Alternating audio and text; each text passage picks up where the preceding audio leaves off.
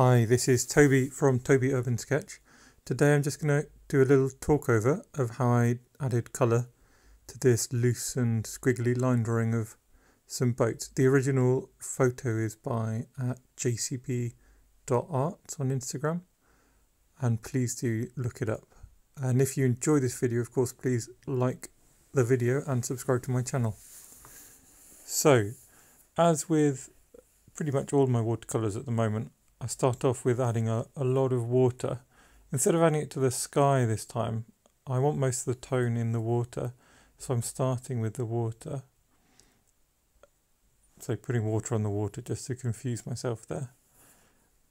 The next thing I do is just start to add little bits of tone in. So what I've added is firstly some Payne's grey at the top, and then some fallow blue, just starting to bring in a little bit of light closer to us, and that's a little bit of Scarlet Lake. Scarlet Lake with the fallow blue makes a nice and sort of deep purple, fairly neutral colour, which is nice to look at. So next I just want to work on the sky a bit. The sky in the original photo is very similar in tone, in colour, but lower in value. And I don't want to make so much of it. So I'm adding the water. I'm hoping that some of the sea will bleed up, and as you can see I've tilted the page a long way and just using similar colours. That's a mix of the fallow blue with a little bit of Scarlet Lake in it, and just letting it run up the page and just seeing what happens more than anything. That's why I'm doing the taps as well, just to see what happens and then join things together a little bit.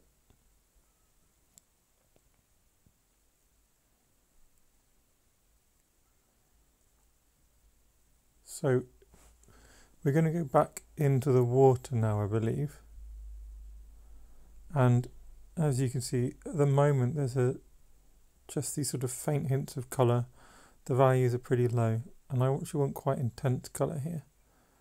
So I'm working down from the horizon line and just working around these boat shapes at the moment. I don't want them... Well, so at the moment I haven't decided exactly what colours they're going to be or exactly what reflections are going to be there. But I'm working with these horizontal strokes, moving the colour around, linking everything together, just to start giving the idea of the ripples on the water. And again, just if you look at the reference photo, there's lots of variations in value and tone as we move around.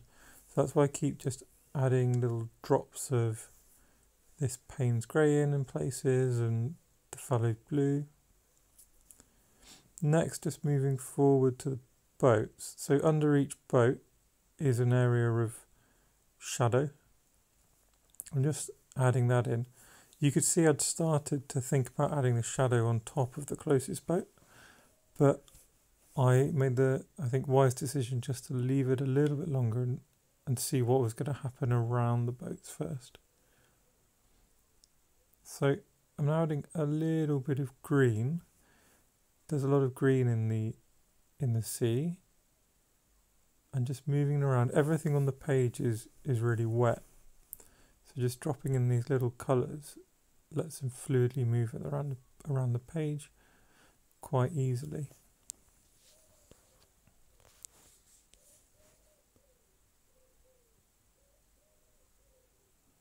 And again, just repeating the process by dropping little bits around in different places.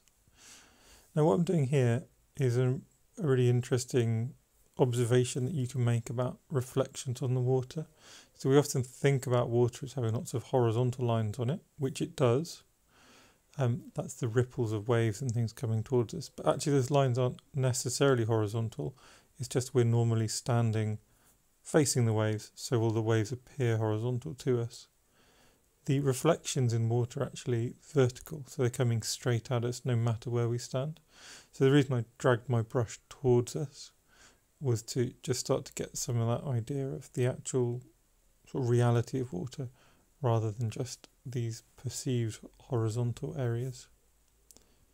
Just going in again, lots of water, and adding those dark tones into the sky. The reason for that is I'm trying to sort of mirror what's going on in the foreground of the sea. The colour of the sea is primarily a reflection of what's going on in the sky. So if we have all these dark colours in the foreground of the sea, there have to be dark colours at the top of the sky as well for that to make sense. And then next, just continuing with the idea of reflections, I've just added the first of those little reflections coming towards us, taking into account the masts on all the boats. The next thing to do, I've actually let the page dry quite a lot here, not completely but quite a lot, and I'm adding the light of the boats in.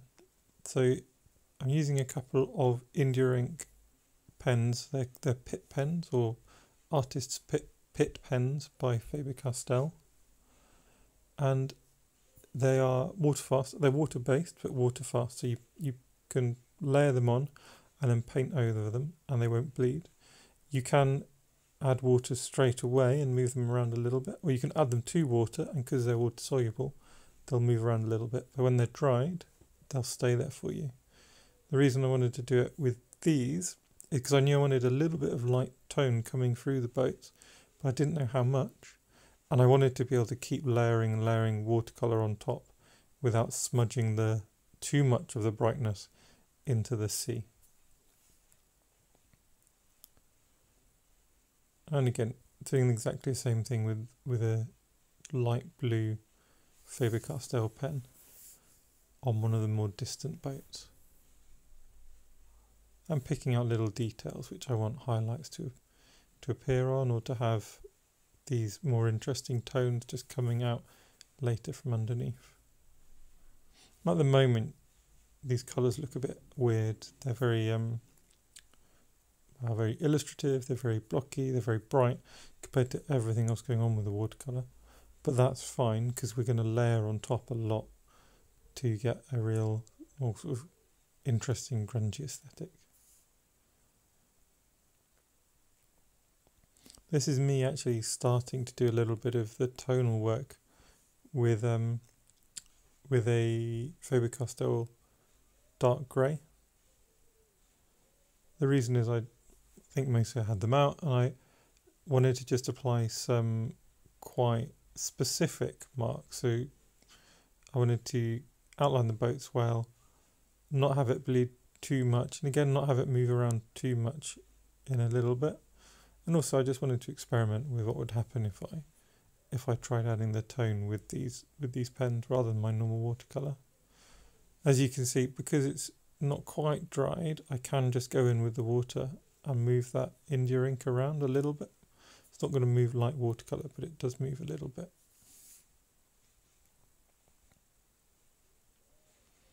And again, I'm just moving around. I've got lots of different grades of grey. I think I've got cold and warm grey, going from 1 through 4 or 6, something like that.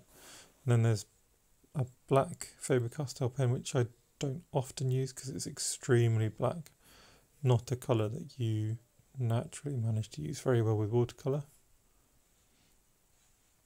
And just by changing between them and gradually moving up the grades of grey, the different darknesses if you like, you can get quite a nice gradual effect like this. You can see I'm covering up. This is probably looking at, I think, I'm not sure if it's cold or warm, but it's about the sort of level 2 or 3 grey. I'm just covering over most of those yellows and oranges, but despite having covered it, you still get that warmth coming out from underneath and a couple of little highlights of the original yellow and orange peeking through.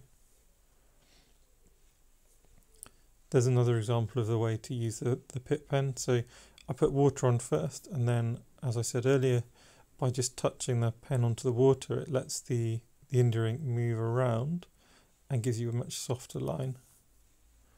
I think that was quite an effective way of just doing the mast.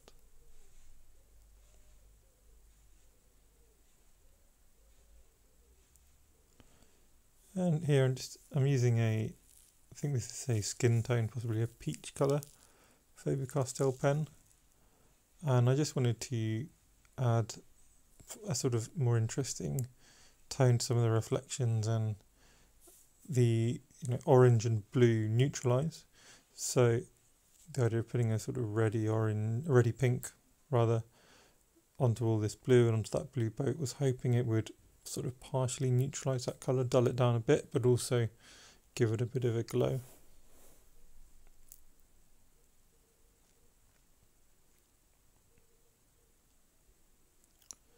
And now I think I've finished experimenting with the Faber-Castell pens, and I'm moving back to more of the watercolour, which is definitely something I'm a bit more comfortable with. Although I do often use the Pitt pens, it must be said, for adding shadows and things to my sketches. And all I'm really doing here is adding a lot more tone or value to different places that I think need it. This mix is a mix of all the colours in my palette that we've used so far. And what tends to happen if you mix all the colours, particularly if you mix all the colours and a Payne's grey in, you just get a sort of neutral dark, which, if you're not being too fussy about how you want your dark, works quite well as a shadow or just sort of texture colour. I decided these boats needed a little bit more interest on them, some more details, and a couple of them had little flags or things hanging off the masts. So I just thought I'll put some colour, quite intense colour, in those areas, which I can then draw around at the end, instead of having drawn the ink first and added colour after.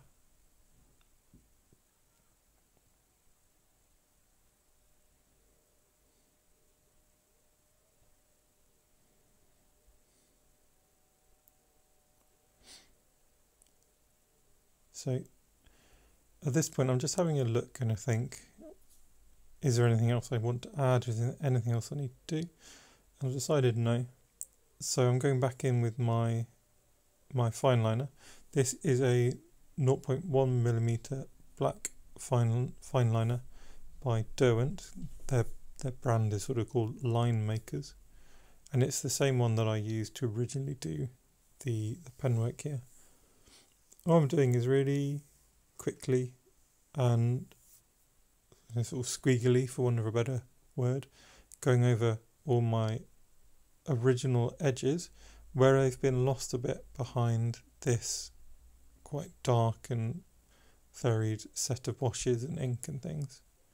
Particularly I want to bring out a bit more of the detail of the mast, a bit more of the detail of the ropes hanging off the mast and holding the boats together, or holding the structure of the boats anyway.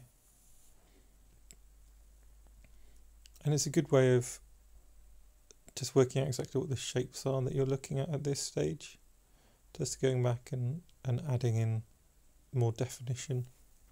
You can see with that flag at the top, it's really quite effective. So it's gone from just a random splodge of colour to actually something with quite a lot of shape. You can imagine a curled over flag or small sail at the top there, whereas before it was just a flat bit of greeny blue. This that I'm going in with now is a gel pen by Pentel. It's a white gel pen. I've actually found it's, for me, the most effective way of adding white onto my images. People often use things like Posca pens, which I do have some of. My control of those just isn't good enough to get a really good fine line all the time. I find I end up splodging. And I also find it doesn't layer as well as this, and it leaves much more of a texture. Now my thought process with adding these white lines is firstly to go in and add highlights, reflections to the tops of the boats, because that's what you're naturally getting, and you can see it in the reference photo as well. And then also to bring out a little bit of the structure of the boats. While I'm doing this, I do feel that I slightly overdo the amount of white, but that's not a problem, because as you can see, we can just go back in again with a black pen. And I've shown you on a couple of other videos as well that you can go over these white lines with black, or you can even half go over them, and you can turn a broad white line into narrow white line or into a non-existent white line. So don't be too scared of the white pen. Don't try not to overdo it. But you can see there, I've just toned down a few of those lines, narrowed them down. I'm still just working into them little by little. And you can see at the front just fine touches to them. And you can end up really refining whatever you do with that white pen. And that is the finished painting. I hope you enjoyed it. I hope that my sort of stream of consciousness was useful to those who'd asked me to do this. It's a couple of weeks ago that I actually painted it. So I wouldn't say that it's completely fresh in my mind exactly what I was doing. But I hope that just describing what I typically think about and how I typically go about things, and particularly my thoughts about different watercolours and different pens, has been useful. Please let me know, leave a comment, hit the like button and subscribe to my channel, and I will look to bring some more videos in the future. Thanks very much.